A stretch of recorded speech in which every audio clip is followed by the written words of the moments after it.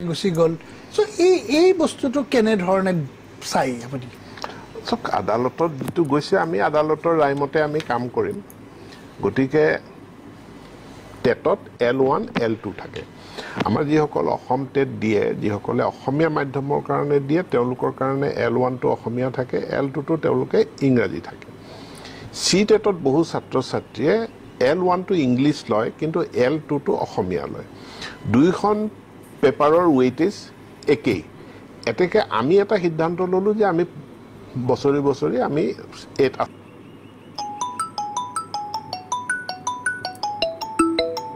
বছৰত দুবাৰ হয় আৰু সি টেট যিখিনি বছৰত দুবাৰ হয় যিসকল অসমৰে ল'ৰা অসমীয়া ল'ৰা ছোৱালী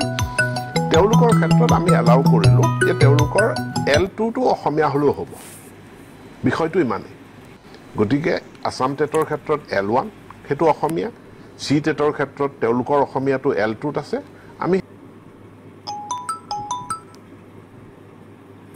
স্থগিতাতে দিয়া নাই তেওঁলোকে কিবা দৰমহা পোৱা নাই এনেকুৱা নাই তেনেকুৱাটো কোনো কথা হোৱা নাই নাই কোনো কথা হোৱা নাই গতিকে হাইকোৰ্টে যেহেতু স্থগিতাদেশ দিয়া নাই কেছ এটা চলি আছে আমাৰ সেই কাৰণে নিযুক্তি পত্ৰখনৰ শেষত এটা পেৰাগ্ৰাফ সংযোগ কৰা হৈছে যে এই নিযুক্তিটোৰ চূড়ান্ত ইয়াত কেছটোৰ যেটো ফাইনাল আউটকাম হ'ব ফাইনাল আউটকাম মতে সিদ্ধান্ত হ'ব এটা ফাইনাল আউটকামটো কি হয় এটো মহামান্য আদালত গুচি গ'ল সো এই বস্তুটো কেনে ধৰণে চাই আপুনি সব আদালতত যেটো গৈছে আমি আদালতৰ ৰায়মতে আমি কাম কৰিম গতিকে টেটত L1 L2 থাকে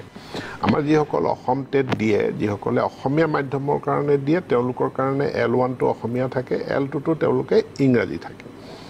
সি টেটত বহু ছাত্ৰ ছাত্ৰীয়ে L1 টো ইংলিছ লয় কিন্তু L2 টো অসমীয়া লয় দুইখন পেপাৰৰ ওয়েটেজ একেই এতেকে আমি এটা সিদ্ধান্ত ললো যে আমি বছৰি বছৰি আমি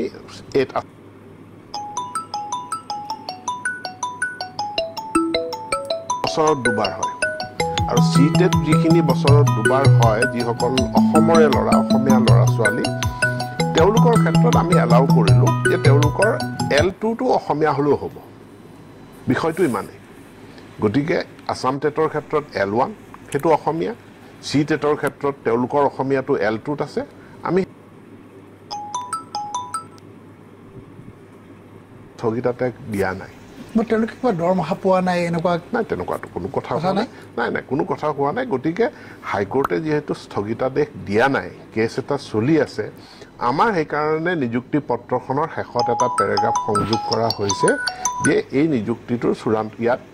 কেছটোৰ যেটো ফাইনাল আউটকাম হ'ব ফাইনাল আউটকাম মতে সিদ্ধান্ত হ'ব